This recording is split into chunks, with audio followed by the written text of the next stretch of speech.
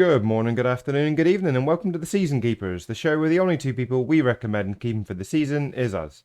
My name's Matt, aka Clean Sheet Wipeout. My name's James, aka FPL Drug. Good to see you, mate. How you doing? Yeah, not too bad, thanks. Busy weekend. I've been moving flat, so I've not been able to see any of today's games. I've still got my thoughts on them though.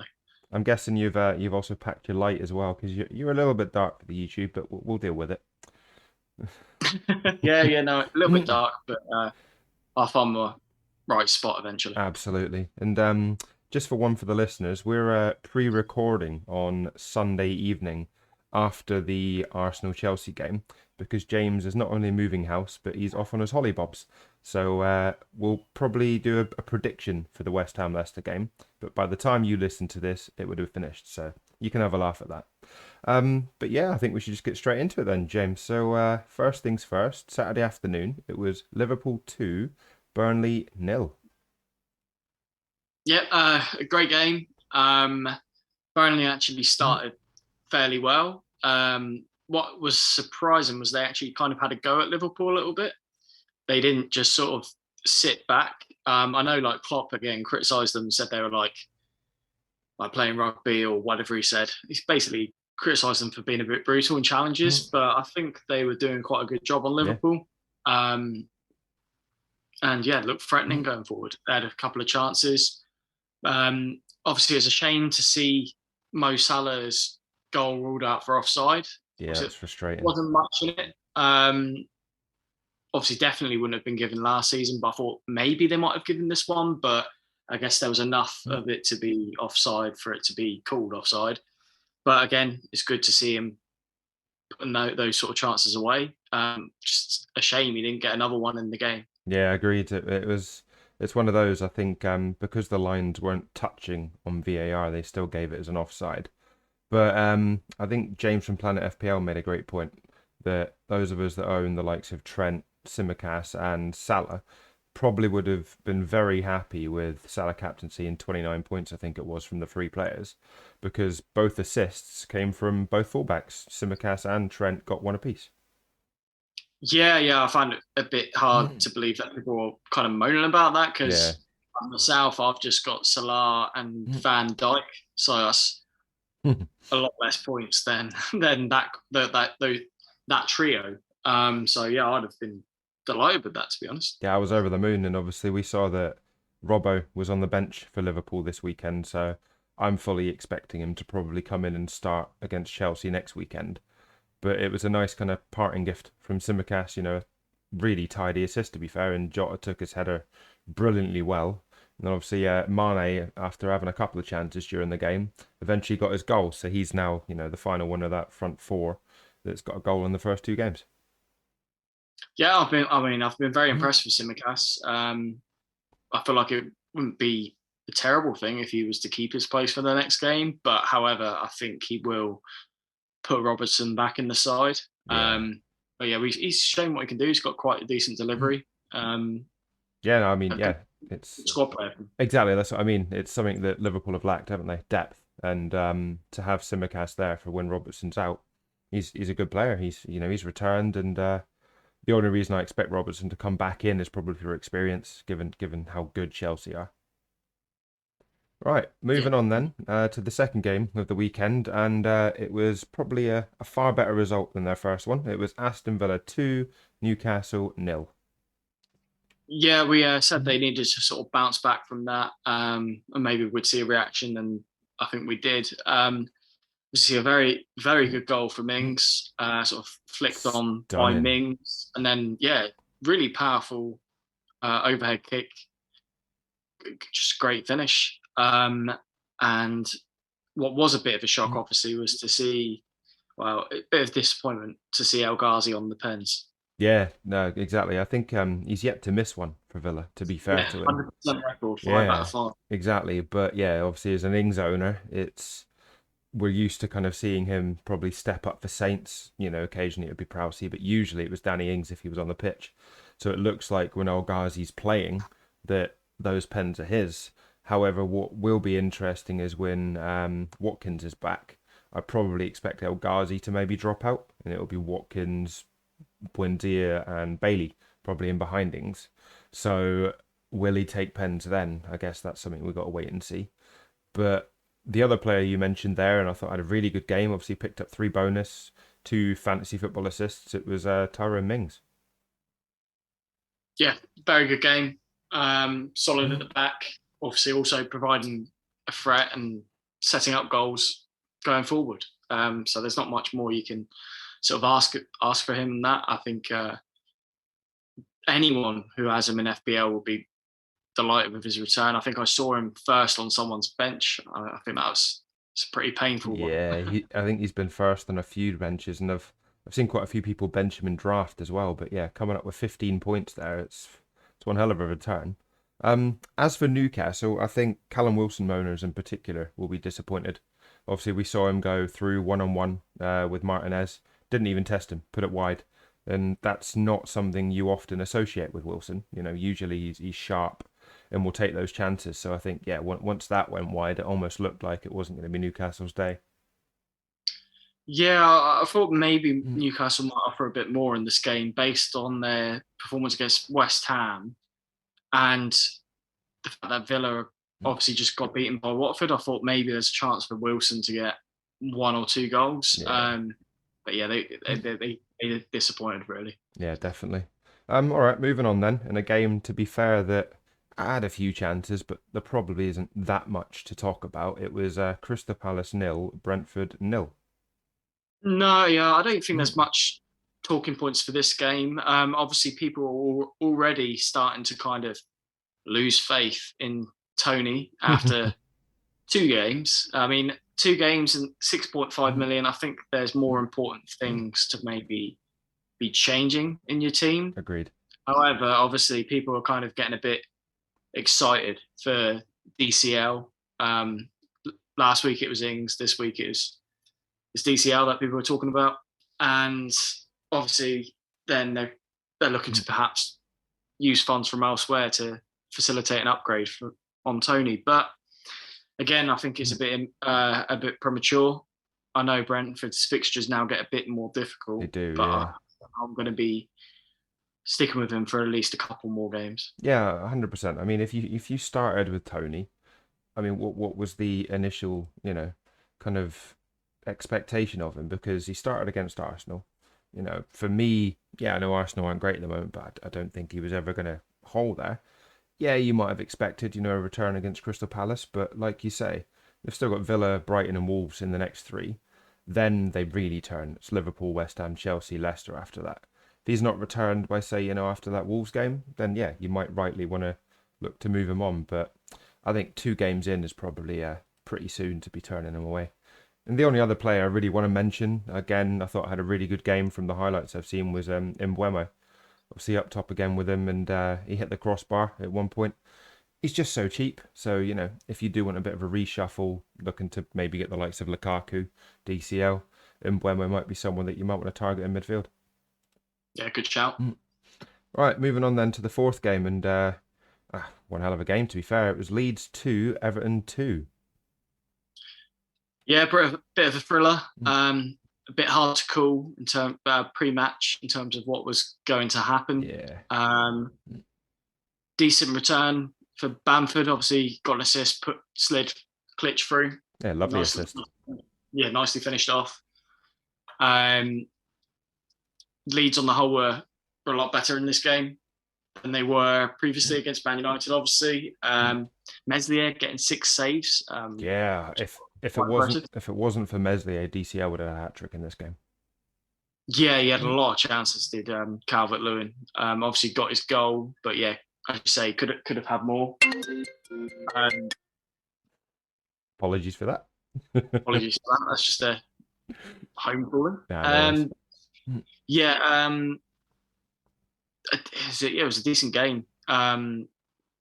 Decore getting another turn, which is a bit of a surprise. Obviously scored last game, now got an assist. Perhaps he's a differential sliding under the radar. I mean, he's 5.5 as well, same price as Mbremo. Obviously not out of position, but he's getting the returns. Yeah, we're talking to 5.5s, obviously. Yeah, Decore is 5.5, but the player that impressed me the most that I think has gone under the radar so far Damari Gray at 5.5. I thought he had a really good game from the highlights I've seen. Obviously, got a goal. Um, just looked sharp, like coming in from the left and the right. Could have easily had at least another one or two assists. Had DCL managed to take some of his chances. And at the moment, he's only 0.7% owned. So the likes of, Damari Gray, he's played 82 minutes in both games. So he's starting. And I think Benitez trusts him. So I think he's definitely one to watch if you're looking for a bit of a budget midfield enabler. And Everton's fixtures, they're pretty decent, to be fair, probably all the way through to game week 11 when they play Tottenham and then Man City and then Liverpool, I think, 2 weeks after that. But up until that, I think Everton are definitely worth targeting. And Damari Gray is firmly on my watch list.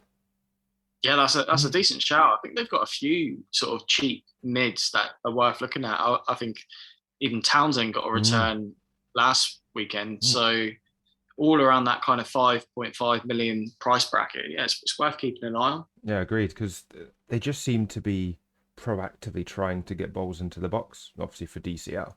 In the likes of Damari Gray, they've got pace; they can get in behind. So yeah, I'm quite excited by this Everton team. And as for Leeds, I think the other player to note, obviously, that finally returned was Rafinha. Lovely finish after a really poor finish against Man United last week, which most would have expected him to slot away. But yeah, he got his return, and for me, still bargain of the season. 6.5 million for Rafinha. I think he's going to haul often or not in this Leeds team, and their fixtures are really comfortable. Other than that Liverpool game, all the way through to game week 11. So I think, yeah, for me, Rafinha is one that's going to return consistently, probably between now and then. Yeah, agreed. Moving on to a game that we all expected to be an absolute drumming, and a drumming it was. It was Man City 5, Norwich nil. Yeah, it was. Team selection was a bit unexpected. Mahrez obviously on the bench, Yeah. but owners still reaped the rewards. He came off the bench and obviously scored. Maybe that means he'll start at Arsenal. We don't. Maybe we won't. We don't really know. It's Pep after all, isn't it? Yeah, obviously, Grealish got his first goal. He didn't really know too much about it. It kind of just hit him and Yeah, went in. it did. That's the perfect way to sum it up. It hit him. He didn't touch it. It hit him. Yeah, it literally hit him. I think he'll take that. Yeah, I guess it's got him off the mark. But yeah, agreed. very convincing performance for City. But on the Norwich side of things, I think they obviously doesn't look good, but fixtures have been tough so far. So I don't think they can be too disheartened. They just need to try and keep their spirits up. Yeah, that's the thing for Norwich. Like I fully expect them to be 20th come the end of the season. It just looked like Man City didn't even have to go into like fourth gear, let alone fifth gear, to press forward. I think a lot of pundits were praising City for being back, but for me, I think Norwich made it easy. Particularly like the Mahrez goal, for instance. It was basically the parting of the seas at the back there. Mahrez, plenty of space. Um, the player that I was really impressed with and surprised to see the position that he was playing in was Jesus. He didn't play through the middle. He played right wing with Torres still playing through the middle, and he managed to get 2 assists from that position. And from the highlights I've seen, is he had a really good game. Obviously started, got the full 90 minutes, and it's perhaps an option that Pep is obviously considering. And the Kane saga is still carrying on, but if they don't get Harry Kane, it proves that they've got options to kind of rotate amongst that front three. And Jesus doesn't have to play through the middle. He's proven in this game he can enjoy himself out wide. Yeah, and he's obviously pretty cheap as well. He's only what 0.5 million more than say Patrick Bamford. He's at 8.5 million 8.5. Yeah, for a City attacker. That's pretty cheap. it really is. Yeah. And then obviously both centre backs in the game got returns. Emerick Laporte got a goal. Ruben Diaz got his assist. I'm still expecting John Stones to come in for Laporte when he's, fit and firing a go, but Laporte's there as an option, and providing he doesn't get sold in the transfer window, it's competition or at least cover there for Stones and Diaz, which Man City, they're not short of cover, are No, not at all. they? Right, moving on to the final game on the Saturday, in a game I actually managed to sit down and watch after a family barbecue. It was Brighton 2, Watford nil. Yeah, but a very good Mm. performance from Brighton. Another game for Duffy. A goal for Duffy. Yeah. Um, Header is obviously very good in the air. We Mm. know that from previous FPL seasons. But yeah, obviously 4 million. That's a steal. Yeah. To be getting a goal and a clean Mm. sheet for that. I mean, I doubt many are on him, It but was it's one for us to monitor. 6.7% of the game at the moment, to be fair. That's quite high. Yeah, more than I thought it'd be. And I guess the decision will still rumble on as to whether he keeps his place because obviously Veltman missed out again. Um, but surely Duffy is putting pressure on Potter to say, look, like I deserve to be part of this back three, so find a way to fit me in because I think Duffy, Dunk, and Webster looked comfortable as a back three in this game. The question would be, where does Veltman slot in? Does he go wide left? And then you've got the issue. I think it was Solly March was playing there, and then Gross was on the other side. So that there are definitely decisions to be made in that Brighton backline. But it was good to see them looking a lot more solid in this game. I don't think Watford caused them too many problems. They kept Ismail Assar relatively quiet in the game, which I think paid dividends. And yeah, I think Neil Mopey took his goal very well. However, he did go off injured um, in the start of the second half. It looked like it was a shoulder injury. So one to keep an eye on there because I know that there's a few people on him. I think he's only owned by 3% of the game, so not a lot. But I have seen a few on Twitter gambled with him at the start of the season, and yeah, definitely want to keep an eye on to see what Potter says. But I wouldn't read too much into it after watching it on the basis of Watford. They had a very good first game against Villa, looked lively, but Brighton just seemed to find a way of keeping them at bay. But if you're on the likes of Sarr, I wouldn't be moving them on just yet because, as quite a few of these teams that we're speaking about at the moment, their fixtures still look relatively good for at least the next 3 or 4 weeks. So yeah, it's not the time to be making rash decisions, in my opinion. No, I think a lot of the community Mm. didn't even make a transfer this week. No, no, yeah, there was a lot of rolling, that's for sure. All right then, moving on to the games today, and first things first, I managed to get to St Mary's, which was so good. It's been so long, but there was a lot of issues getting into the ground. Saints have actually announced that they're going to refund everybody that was at the game today because the scanners just weren't working for half of the people. There was a lot of people got delayed coming into the game. So for me, I was quite lucky. I got in. We got there early, but there was loads of empty seats coming 2-3 minutes before kickoff. So yeah, they made an announcement at half time. So I thought that was good of the club. To be fair, first game back, it's not the experience we wanted, but it was definitely a result we would have all taken before the game. It was Southampton 1, Man United 1. Oh, hell yeah. I mean, I didn't see this coming. We were obviously very doom and gloom before the game. And to get a point is amazing. I'd have even probably been surprised if we got a narrow defeat. So, yeah, very happy with the draw. Um, Fantastic result. Obviously, you were there. Yeah. Better for you to describe. It was great. I mean, for those that listened to Clash of the Correspondents during the week with Planet FPL, I was, yeah, very doom and gloom about our prospects in this game. I think I predicted 3-1 Man United, comfortable again. And when I saw the lineup was unchanged from the Everton game, I was even more worried because for me, Jack Stevens wasn't particularly great against Everton. I thought Gineppo occasionally was isolated, although, he played relatively well. But I was just a bit concerned that the depth and experience wasn't there to deal with United. But in fairness, Jack Stevens had a really good game. And he was the one that won the ball from Bruno. Some people will have the opinion it was a foul. For me, I don't think it was. I'm going to say that. I'm a Saints fan. But he got stuck into Bruno. Bruno, in my opinion, didn't recover after that. He was riled. Obviously it led to Saints' goal. It was fortunate, to be fair. I think Adams struck it. It came off of Fred. Completely wrong-footed De Gea. Went bottom corner. And, yeah, we were kind of getting into United. And it's what we kind of spoke about on the Clash of the Correspondents, that the only way I think we would stifle this United team was getting stuck in, and Romeu, Prowsey all had brilliant games. But for me, once again, standout man was Tino Livramento. He was unbelievable. Just the positioning of that young lad and the tenacity to get forward. He's brilliant. Like, it's great to watch.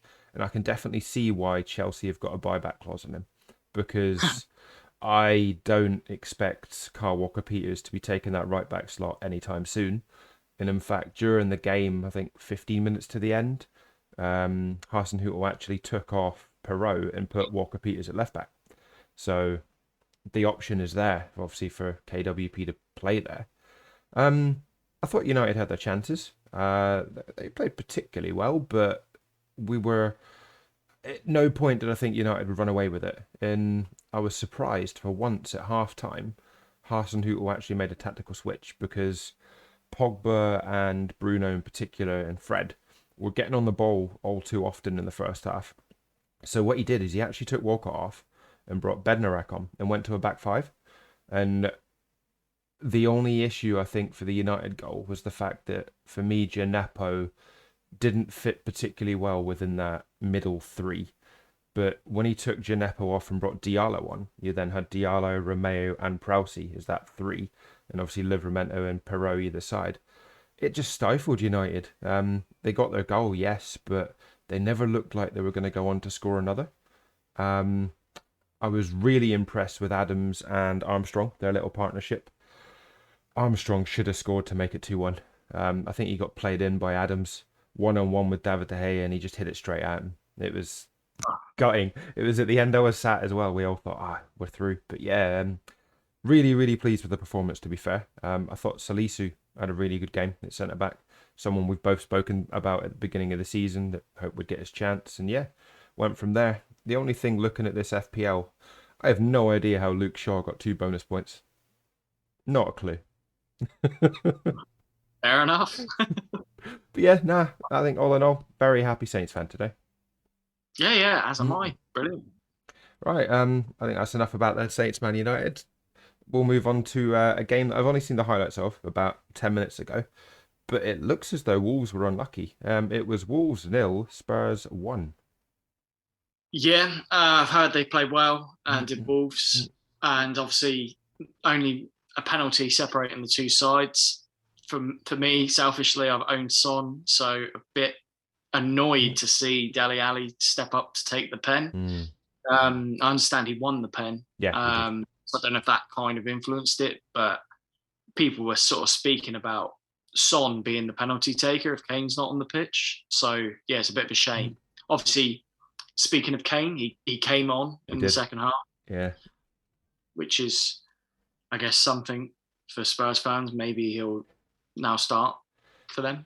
Yeah, I mean, given he played, I wouldn't be surprised, providing the deal isn't done, to see him start against Watford. But I'd like to maybe speak to some Spurs fans during the week and get their opinion. Because if the rumblings are still going on and it's looking likely that he might move closer to the deadline, are you really going to want to start with him? Or are you going to want to bench him again? Because one, I think, he won't want to get injured, in my opinion. But two, do you want to make him the focal point for one game when you know that he probably won't be against Palace? So it's a tough one, but I guess the decision is solely down to whether Daniel Levy is willing to sell to Man City. And if it's looking very unlikely, then I don't see why not.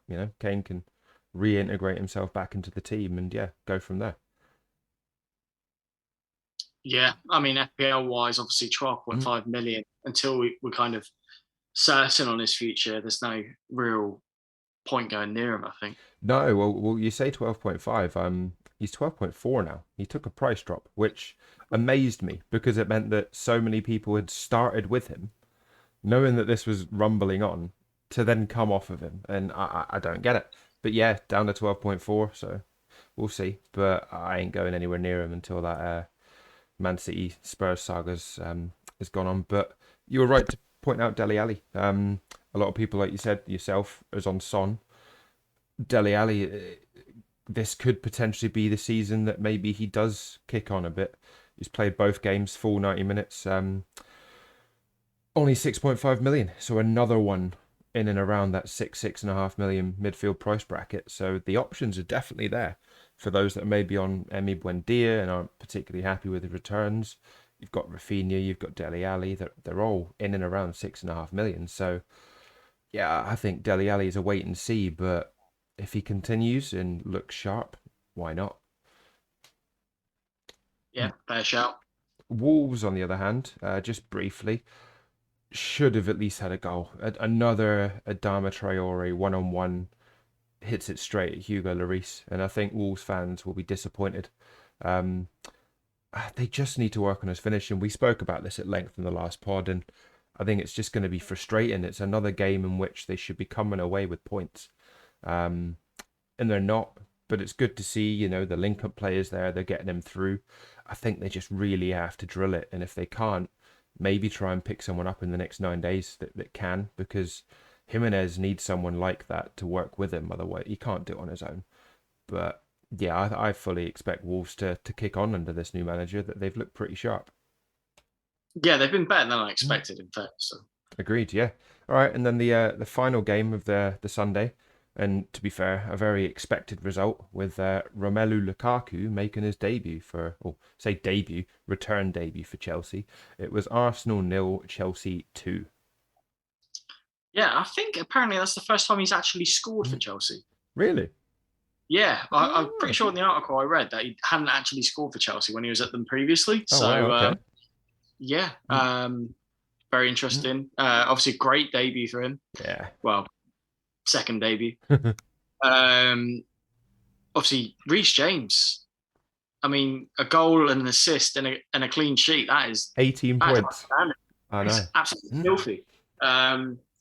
Fair play to any of you that are on him, but obviously, as we mentioned last week, it's just a bit too uncertain to put in the fullbacks. Obviously, Chilwell's still not playing. No. Alonso's keeping him out the team. So those of you on Chilwell probably should hop off. But Yeah. yeah, great result from Chelsea. Very much expected. Obviously, Mount getting an assist. He's pretty cheap in the game as well. I think he's 7.5. Yeah, he is. A very good win for Chelsea. I was surprised by Mason Mount's ownership. Have a guess how many people in the game actually own him? 5%. See, I thought it would be around that. 19.5% of the game own Mason Mount. It's quite a lot. Yeah, tell me about it. Wow. And yeah, he's only 7.5 million, 2 assists in 2 games. He's looking sharp, but yeah, I couldn't believe it was almost 20%. Took me by real surprise. Yeah, that's insane. And I think you were right to mention Reece James. In my opinion, and I don't know if Chelsea fans agree, if you do or if you don't, slide into our DMs and let us know. But I think out of the right back and the left back slot, I think Reece James is potentially the more nailed, because I don't think the competition is there as such for his place. It seems like Aspilicueta, particularly with his age, is maybe going to be part of that back three under Tuchel. So Reece James's place in that team might be perhaps a little bit stronger than maybe the Alonso Chilwell kind of relationship you've got going on there. So it's one to keep an eye on, because for me, a lot of people, yes, are maybe going to punt on Lukaku, and we'll come on to him in a sec. But Chelsea's fixtures are tough, in my opinion. 3, 4, 5, and 6. They've got Liverpool, Villa, Tottenham, and Man City before they really turn, and they've got a lovely run of 5 games that I think you're going to be wanting to target. So if Reece James is holding his place up until that point, might be, a pretty good shout to move off of maybe say Luke Shaw to Reece James, because similar price, and yeah, a nice little fixture swing for you.